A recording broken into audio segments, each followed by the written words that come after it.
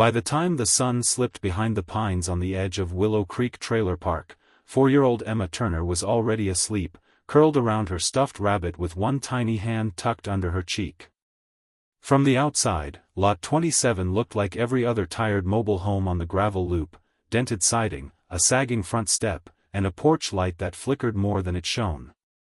Inside, it was just Emma and her mother, Lisa Turner, trying to stretch one more month out of a life that already felt worn thin.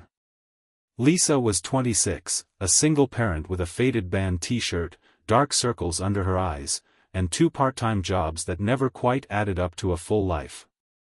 She had moved to Willow Creek for the low rent and the promise of a fresh start after a messy breakup and a string of poor choices that she tried not to think about. To the neighbors, she was the quiet girl in Lot 27, often seen dragging trash bags to the curb, hurrying to her car with a travel mug of coffee, or carrying a sleepy Emma from the back seat after a late shift. On this particular night, a warm wind brushed along the rows of trailers, rattling thin windows and carrying the faint sounds of televisions, barking dogs, and highway traffic in the distance. Inside, the TV in Lisa's living room cast blue light over the chipped coffee table and the scattered toys on the floor. Emma had fallen asleep early, worn out from a day of cartoons, coloring books, and a short walk to the convenience store where she proudly chose a cherry ice pop. She'd chattered the whole way home, her small hand gripping Lisa's fingers. "Will you be here when I wake up?" she'd asked that afternoon, serious in the way only small children can be. "Of course," Lisa had answered, forcing a smile. "I'm not going anywhere, promise." By 9:30 p.m., Willow Creek had settled into its usual uneasy quiet. A couple argued faintly in the distance, their voices dull through thin walls. Somewhere, a baby cried and then went silent. A train horn sounded far away. Inside Lot 27, Lisa sat alone at the kitchen table, a half-empty mug of coffee growing cold beside a stack of overdue bills. The clock on the wall ticked loud in the cramped space, each second reminding her of the next shift, the next payment, the next problem. She rubbed her temples, listening to the soft hum of the refrigerator and the faint, steady rhythm of Emma's white noise machine down the hall. At 10:12 p.m., her phone buzzed, a text from a coworker, then another. A few minutes later, she lit a cigarette on the back steps, shivering in the cooler air, her bare feet pressed against the rough wood. From where she sat, she could see only the glow of the porch light reflecting off the metal siding of the neighboring trailer. A dog barked once, then again, then went quiet. Somewhere out front, a car door slammed. When she finally stubbed out the cigarette and locked the back door, it was just after 10:30 p.m. She checked the front door, turned the deadbolt until it clicked, and walked down the narrow hallway to peek in on her daughter. Emma lay exactly where Lisa had left her, on her side, knees tucked up, stuffed rabbit pressed against her chest. The night light in the socket painted her small face in a soft orange glow. Her breathing was slow and even, a faint whistle on every exhale. "Night, bug," Lisa whispered, brushing a strand of hair from her forehead. She stood there a moment longer, listening. Then she pulled the door until it was mostly closed, leaving a thin wedge of light to spill into the hallway. Sometime after midnight, the wind picked up. Loose plastic rattled against a trash can outside. A truck rumbled past on the gravel, headlights flashing briefly through the thin curtains in the living room before fading away. Inside the mobile home, the TV screen had gone dark, its last program long finished. The only sounds were the ticking clock, the occasional creak of settling wood, and the soft mechanical hiss of the small fan in Emma's room. By morning, those quiet hours would be replayed again and again, by detectives, by neighbors, by reporters, and by a grieving community trying desperately to understand. Because by dawn, Emma Turner would be gone. The first light of morning crept over Willow Creek, tinting the sky pale blue as a thin mist clung to the grass. Birds scattered across the trailer park roofs, greeting the day with sharp calls that echoed between the rows of metal homes. Inside Lot 27, the moment everything changed began with a simple gesture, Lisa pushing open her daughter's bedroom door. The nightlight still glowed. The fan still hummed softly. But the small bed, the place where Emma always curled with her stuffed rabbit, always kicking off the blanket before morning, was empty. For a few seconds, Lisa simply stared, as though the image might rearrange itself into something normal. The blanket was rumpled, the pillow sunken in the center. The rabbit lay on the carpet near the bed as if it had been dropped mid-step. "Emma?" Her voice cracked in the quiet room. She checked behind the door, under the bed, inside the tiny closet. She opened the bathroom door so fast it slammed into the wall. Nothing. By 7:08 a.m., Lisa was outside, barefoot, shouting her daughter's name into the gray morning. Neighbors opened their doors, startled. A man in a hoodie jogged over, asking what happened. Another woman grabbed a jacket and began checking between the trailers. Within minutes, someone called police. The first patrol car rolled into the park at 7:23 a.m., gravel crunching under the tires. Officer Mark Reynolds stepped out, scanning the area with practiced eyes. He approached Lisa, who stood trembling near the porch, her hands balled into fists. "She was here last night," Lisa said, her voice thin and frantic. "She was in bed. I checked on her. She wouldn't have gone outside alone. She wouldn't." "Take a breath, okay?" the officer said gently. "We're going to find her." As more units arrived, the trailer park filled with urgency. Officers spread out, knocking on doors. Some residents joined the search barefoot, still in pajamas, combing through brush and calling Emma's name. By 9 a.m., drones were buzzing overhead, their tiny motors humming as they scanned ditches, rooftops, and wooded patches beyond the park. K-9 teams followed scent trails through dew-covered grass. Deputies moved slowly along the creek that bordered the far edge of the property. The air grew heavy with tension. Mothers held their children close. Neighbors whispered behind hands. News vans showed up before noon, their satellite towers rising over the gravel road as reporters delivered somber updates. Camera lenses pointed toward Lot 27, where yellow tape fluttered in the stiffening breeze. At 4 p.m., the sheriff gave a brief statement. "We are treating this as a missing child case," he said. "We have no evidence of foul play at this time. We are following every lead." But some of the searchers exchanged glances. Something about the scene didn't feel right, not the bed, not the timing, not the strange quiet around the mobile home. A candlelight vigil took place that evening near the mailbox cluster at the entrance of Willow Creek. Dozens gathered, hands cupped around flickering flames.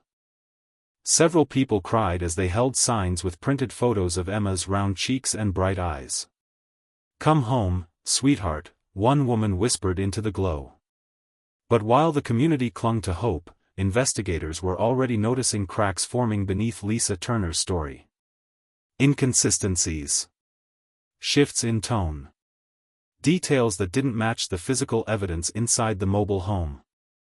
And though no one knew it yet, the truth was already beginning to seep through, dark, heavy, and impossible to ignore. Emma Turner hadn't wandered off into the night. Something far worse had happened long before sunrise. By the second morning of the search, investigators were no longer focused solely on the woods and fields surrounding Willow Creek. Their attention had begun drifting back toward the one place everyone hoped wasn't connected to the case, Emma's own home. Detective Aaron Cole arrived just after sunrise, a thermos of black coffee in one hand and a thick binder under his arm. He was the type who trusted patterns, timelines, and the small inconsistencies most people didn't notice. And from the moment he reviewed the preliminary report, something about Lisa Turner's statements made the hairs on his arms rise. He stepped into the mobile home, ducking slightly as he crossed the threshold. The air inside was stale, tinged with the faint smell of old carpet and something metallic beneath it. A white noise machine still whispered in Emma's bedroom, though the child who once slept there was nowhere to be found. Cole crouched beside the bed, studying the blankets.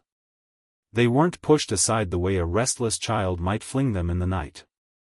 Instead, they looked placed, deliberately, almost carefully. He touched the stuffed rabbit on the floor. It was spotless, no dust on its fur, no signs it had been carried outside. The blinds were closed.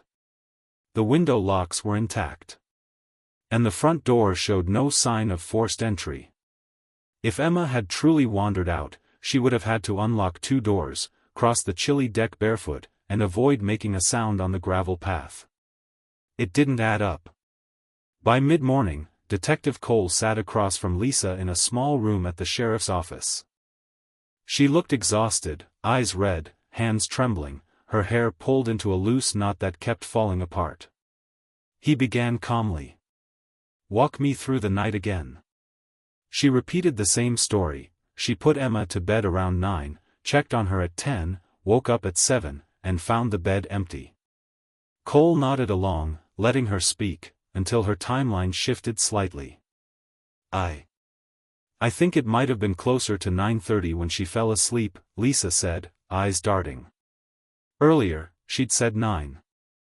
"And when exactly did you check on her?" he asked gently. She swallowed hard. "I don't remember. It was late. I was tired." "Was the front door locked?" "Yes." "No. I think so." Cole closed his notebook slowly. "Lisa, is there anything you haven't told us? Anything at all? We're trying to find your daughter." For a moment, she simply stared at the tabletop, shoulders rising and falling with shallow breaths. Then she whispered, "I'm trying to remember everything." "I am." But her voice lacked conviction. Outside the interview room, agents from multiple agencies were gathering, reviewing footage from nearby gas stations, canvassing the trailer park again, and collecting items from Lisa's home for forensic testing. Back at Willow Creek, the mood had shifted. The candles from the vigil were still clustered near the mailboxes, their wax hardened in odd little pools. Neighbors watched silently as detectives moved in and out of Lot 27, their radios crackling in the cool morning air. By afternoon, investigators had traced the garbage pickup route from the trailer park, a detail they hadn't expected to matter so early in the case. The trash had already been hauled away the previous day, compacted, and transported out of town to a regional facility. Cole felt a cold heaviness settle in his chest. He returned to the interview room one more time. "Lisa," he said quietly, "we need to talk about what happened before you called us." "Not after. Before." Her hands twitched. Her lips parted. For a heartbeat, she looked like someone standing at the edge of a cliff, staring down. Then she murmured, barely audible, "I didn't mean for any of this." Cole leaned forward. "What do you mean, Lisa?" But she only shook her head, tears gathering along her lashes. The truth was coming, slowly, painfully, but it was coming. And once spoken aloud, there would be no way back from it. The interview room had grown oppressively quiet, the kind of silence that seemed to press inward from all sides. Detective Cole sat motionless, waiting, allowing the space around Lisa Turner to close in just enough that she could no longer outrun her own words. She wiped her face with the sleeve of her sweatshirt, leaving faint streaks beneath her eyes. Her breathing hitched, shallow and uneven. When she finally spoke, her voice was no louder than a breath. "I panicked," she whispered. "That's all I can say. I panicked." Cole didn't move. He didn't interrupt. He only gave a small nod, encouraging her to continue without forcing it. Lisa's fingers twisted around one another, knuckles whitening. "Emma wasn't. She wasn't awake when I checked on her," she said. "She didn't move. She didn't breathe. I didn't know what to do." Cole leaned forward slightly. "Lisa, what happened before that? Before you found her like that?" A tremor ran through her shoulders. She stared at the metal tabletop as though it were a window into something she didn't want to relive. "I got frustrated," she said finally. She wouldn't settle down. She kept crying. I was tired, I was overwhelmed. I just needed her to stop. She pressed her hands to her face, shoulders shaking. I pushed her. Harder than I meant to. She fell. She hit the side of the bed frame. There was this sound and then she stopped crying and her voice cracked, dissolving into a rasp of panic. I didn't mean for it to get that bad. Cole's jaw tightened, but his voice remained steady. What did you do next? Lisa's answer came in fragments. She described shaking Emma gently at first, then harder. Calling her name. Attempting to lift her, only to realize her daughter's small body was limp. She hadn't dialed 911. She hadn't run for help. Instead, fear took over, fear of losing custody, fear of being blamed, fear of the life she'd been barely holding together falling apart. I froze, she said. I sat on the floor for I don't know how long. And then I made a decision. A terrible, stupid decision. The next part came out haltingly, as though each word weighed more than the last. She had wrapped Emma in a blanket. Placed her inside a plastic storage container she kept near the back door. She didn't tell anyone. Didn't ask for help. And then she made a phone call. Not to police. Not to an ambulance. To a friend, asking him to haul away some old stuff she wanted gone. She never told him what was inside the bin. He took it along with the household trash, loading everything into the back of his truck before driving to a communal dumpster behind a shopping center. He didn't know, Lisa insisted through sobs. He had no idea. I told him it was just clutter. I couldn't open it again. I couldn't look. Detective Cole closed his eyes for a moment, steadying himself. It was the kind of confession that hollowed out a room, leaving nothing but the stark echo of irreversible choices. When he opened them again, he spoke with calm precision. Lisa, we need to recover that container. We need to bring her home. She nodded, small and trembling. I know. Outside the interview room, officers were already mobilizing. They contacted the waste company. Retrieved route logs. Located the exact truck that had collected the trash from Willow Creek that morning. By late afternoon, teams were preparing to search a massive waste facility miles outside the city, a grim, sprawling landscape of machinery, conveyor belts, and towering mounds of compressed debris. Word of the shift in the investigation hadn't reached the public yet, but a cold tension settled over every member of law enforcement involved. This was no longer a search for a missing child. It had become a recovery mission, and the beginning of a deeper, darker investigation into what really happened inside the dim, cramped walls of Lot 27. As evening shadows stretched over the sheriff's office, Detective Cole stepped out of the interview room, closing the door carefully behind him. His face hardened. The truth was out now. And the hardest part was still ahead. The waste facility stretched across nearly 40 acres, a maze of steel, conveyor belts, and compacted towers of refuse that rose like jagged gray mountains. As Detective Cole stepped out of his vehicle, the sharp scent of industrial chemicals mixed with the sour odor of decomposing trash. Machines groaned in the distance, metal clanking rhythmically as operators shut down sections of the plant to allow the search to begin. Dozens of personnel had assembled, forensic technicians in white suits, deputies in heavy boots, crime scene analysts, and supervisors from the waste company who looked grim and pale. Everyone understood the weight of the task. Every bag, every container, every crushed mound could matter. And somewhere within this massive labyrinth, they feared, lay the truth of what happened to Emma Turner. A foreman led them up a metal walkway where the day's intake logs were posted. The truck you're looking for unloaded between 7:40 and 8:10 this morning, he said, tapping a clipboard. Section C, lanes 3 through 5. Cole stared down into the cavernous sorting pit. The fresh waste pile was enormous, easily 15 feet high, and still shifting slightly from the heat trapped inside. Steam curled upward. The fluorescent lights overhead flickered, casting the scene in a sickly pale glow. The search began as quietly as it could, though every footstep, every scrape of metal, sounded too loud in the cavernous space. Workers used long hooks to pull apart compacted layers while detectives combed through debris by hand. Bags split open, spilling clothing, food containers, and everyday household remnants. The smell intensified, but no one stepped back. No one paused. Hours ticked by. Occasionally, a gloved hand rose into the air to signal a find, a child's shoe, a blanket, a crushed soda cup, each item examined, then set aside when it proved unrelated. Sweat collected beneath protective hoods. Dust clung to every surface. Then, near the base of the third mound, a technician froze. "Detective Cole," she called, voice steady but trembling at the edges.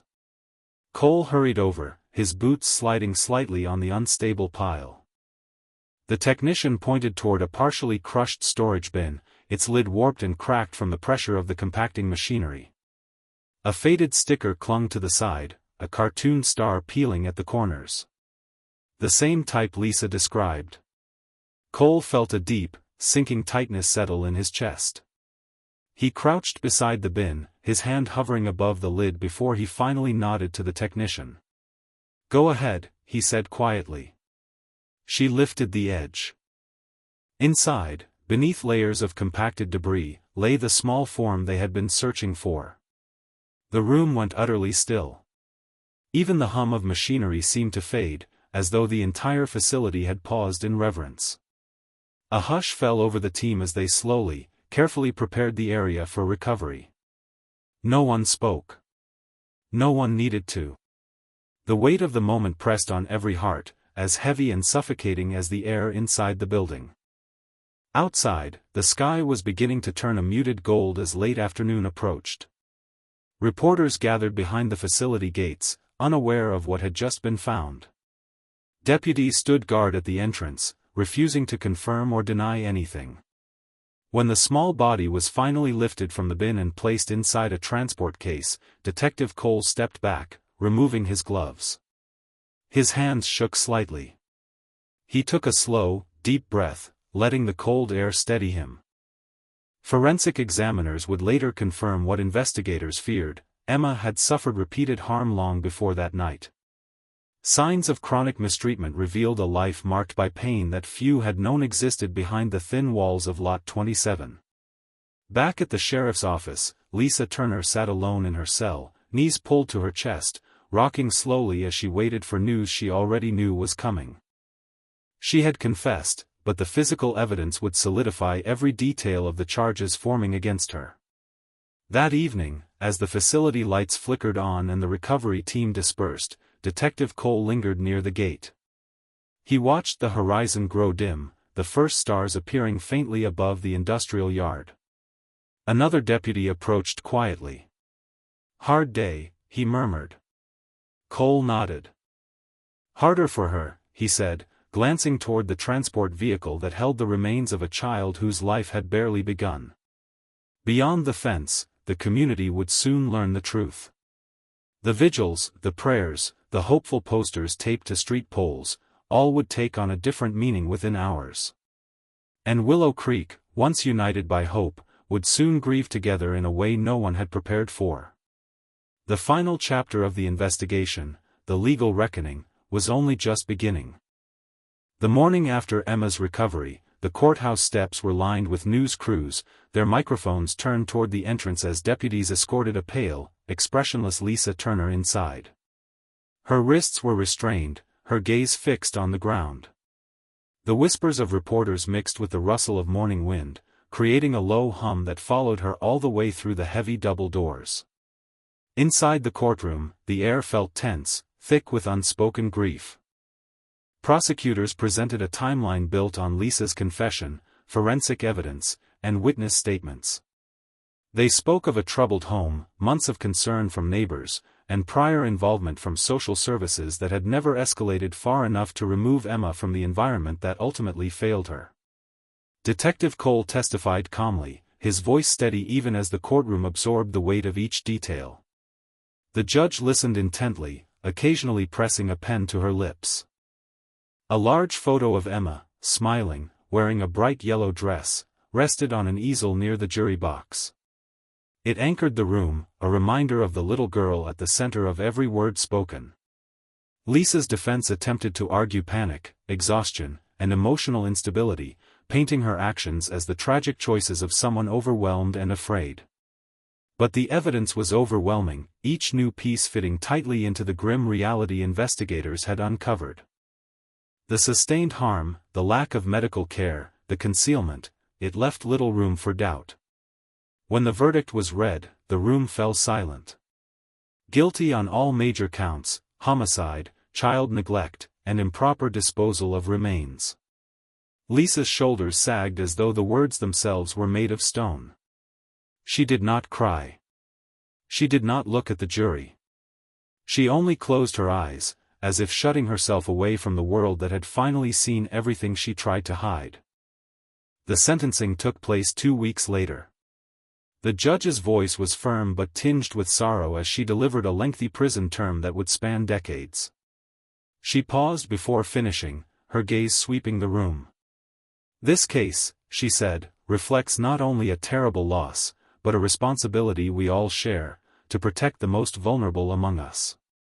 Emma Turner deserved safety, care, and a future. We must do better." Those words echoed long after the gavel fell. Outside the courthouse, members of the community gathered again, not with posters of hope, but with flowers, stuffed animals, and handwritten notes. They placed them beneath a young oak tree planted in Emma's memory near the playground at Willow Creek Park. Children played nearby, their laughter carried by the breeze, an almost painful contrast to the somber circle of adults surrounding the memorial. Neighbors spoke quietly about the signs they missed, the moments they doubted themselves for not speaking louder or sooner. A pastor offered a short prayer. Someone gently fixed a photo that had blown sideways in the wind. Detective Cole visited the tree only once. He stood there for several minutes, hands in his pockets, watching sunlight filter through the leaves. He thought about the narrow bedroom in Lot 27, the silent mobile home, the container at the waste facility, and the small life that slipped through every safety net meant to catch her. He promised himself, quietly, firmly, that her story would not fade into another tragic headline. In the weeks that followed, Willow Creek changed. Social service protocols were reviewed. Community watch groups formed. Neighbors who rarely spoke began checking on one another more often. And every year, on the date Emma's disappearance was first reported, the residents held a small vigil beneath the oak tree, its branches growing wider with each passing season. They lit candles.